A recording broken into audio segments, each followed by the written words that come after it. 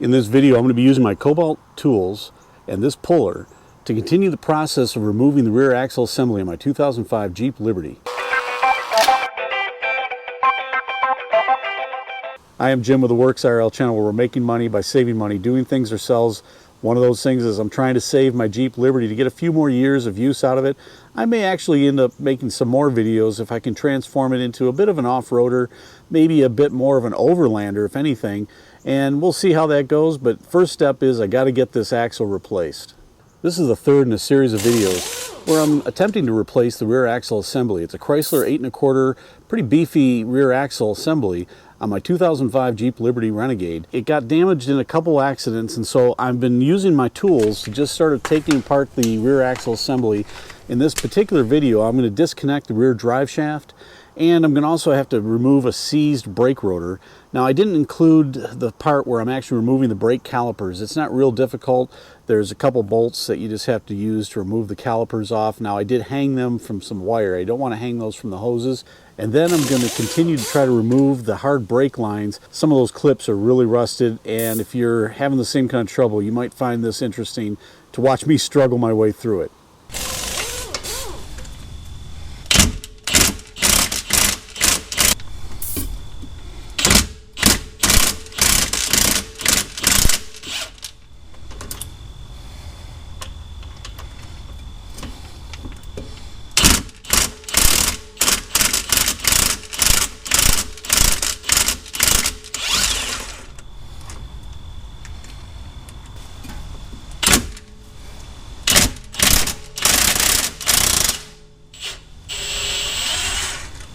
It's got nice control.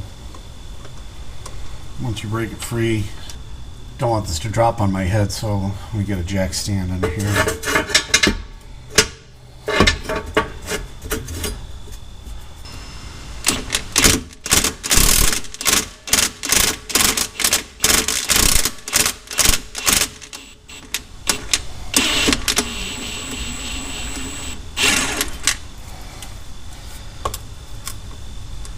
I'm probably going to get a wrench and just take this off myself since it's behind here, but it's loosened up now.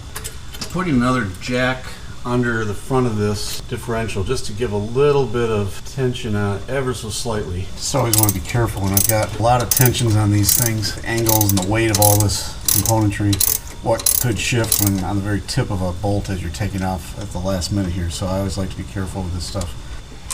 Hanging the calipers from the top shock mounts. One thing that always gets very frustrating working on vehicles, especially here in the Midwest where we've got salt on the roads in the winter, the rust is just such a pain. You could get so many things done faster if you didn't have to wrestle with rust all the time. You know, I've beaten the heck out of a lot of rotors that just get stuck on the hubs, and use the BFH, and I've used mallets and other things over the years, and it just gets tiring. So I finally invested in an actual tool that is supposed to use, like a mechanic would use, to free this.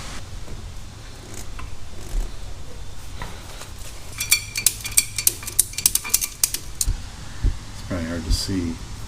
You want these fingers on the rotor itself, not on the backing plate. The strap keeping the tension on those arms inward, so you ratchet it down also when it lets go, so it doesn't like shoot off on you.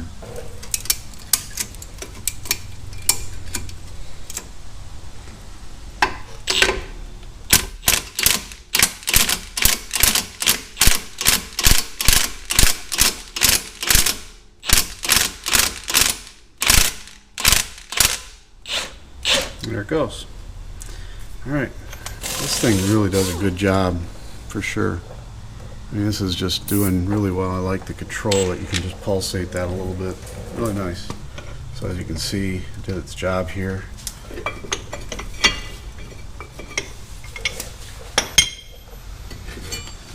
Anyway, I think it's a better way of doing it versus banging the heck out of it with the BFH. I do like that tool, and I'll put a link at the bottom.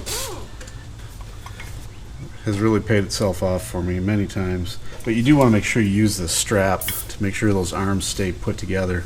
What I'm trying to get off are these brake lines, because I don't really want to cut the brake line. I'm trying to do it all in one shot, so if I can release the hard brake lines all around, then just drop the axle from there and put the new one in and try to put these back on the other axle. Oh, that'll be fine.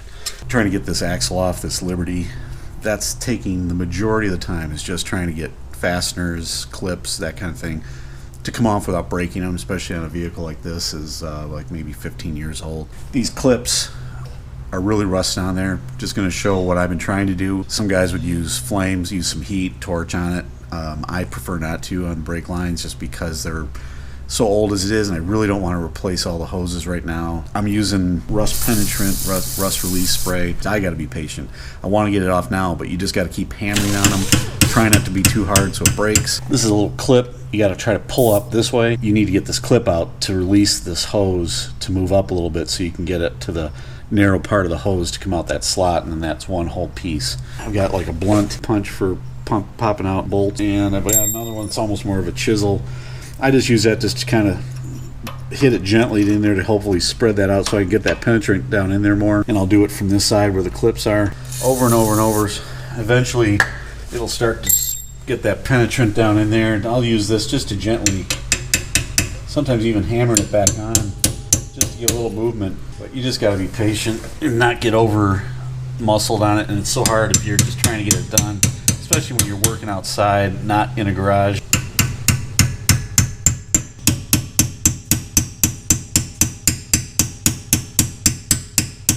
This is actually going better than the one on the other side. The other one was even worse.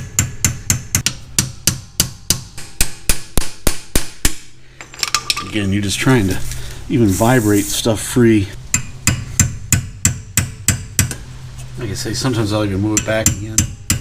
Again, you're just trying to get some movement on it, and then once it starts, that penetrant will start to get in there. There we go. And then if you've never seen these, this is what the clip looks like. Just shoving it down like that. And it just gets so seized on there with the rust. Also, I usually just give it a little tap. There. When you have enough play, this is a hard line here, obviously, so what I'm probably going to do is disconnect the hard line from the axle, and I'll do the other side. Maybe have enough play over here to lift this up and get this will come up enough to clear out of that and go through that slot.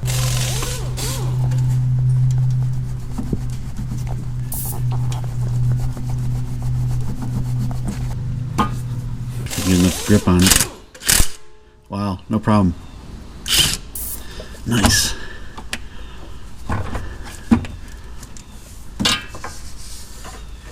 You can see this block it's just a breather tube for the axle, but it's also the bolt integrated in there, and then this junction block for the brake line all in one. Now that that's loose, I can take the hard brake lines off. I like to keep all my bolts and parts in one of the rotors. Basically each side's parts I put in each side's rotor. Here's the speed sensor. It picks up an induction ring inside the differential on the ring gear and picks it up, translates that into how many revolutions, and then the computer figures out how fast you're going. So I'm going to pull this out. Hopefully that brake line can clear over that a little bit and maybe still give me a little bit of play. We'll see if that gives me enough play to get this out.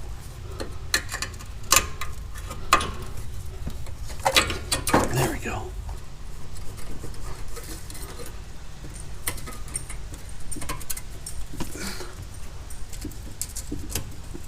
Again, I don't want to put too much pressure on these, but I think I got it without breaking any or bending any, kinking anything. So that whole assembly for the brake system is now free. Let's see if, I don't know if you can see this. So that whole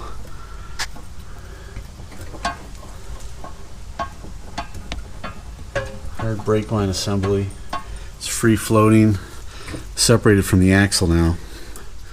Got the brake calipers hung with some wires from the top of the shocks. And I can take off that upper control arm. That should just float up once I get rid of that pinch bolt, and pretty much just the lower control arms and the shock absorbers are holding it in. Parking brake assembly is often just such a pain. These are Harbor Freight pointed vice grips. This is why I bought them, I think, is so I could get in for these small areas. And as you can see, this is kind of a pain to get all these parts out. Sometimes I just release it, wait till the shoes come off, but there's one spring. There's another one on the bottom. I don't know if you can see the clip that's in here. So you have to release the tension on that and then remove that, slide it so you can move that pin, and that releases the brake shoe. And there's one on each side. And this isn't as bad because I actually had replaced these not that long ago. There we go. Parking brake lever system here. These move and are hooked to that actuation lever to the cable. Take the tension off to get this off. There's these little flanges that you have to bend in to try to then push it through. These emergency brake cables on this Liberty, I just kept hitting it with the rust penetrant. Then I used a blunt-ended hole punch just to jostle and then keep spraying and jostle and keep spraying until finally I could get some vice grips and get this thing to wiggle. Because once you get it moving, you can start pressing in these tabs, and eventually this will push that way through the bracket. I'm trying to use a 1/2 inch open box wrench here. There's a little bit of a gap, so I'm going to keep that going. You have to shove it back and forth. There we go. It's soon. Oh, there. If I could just. There we go. At least I think we're getting there. There's not much left now. Should be able to get that off.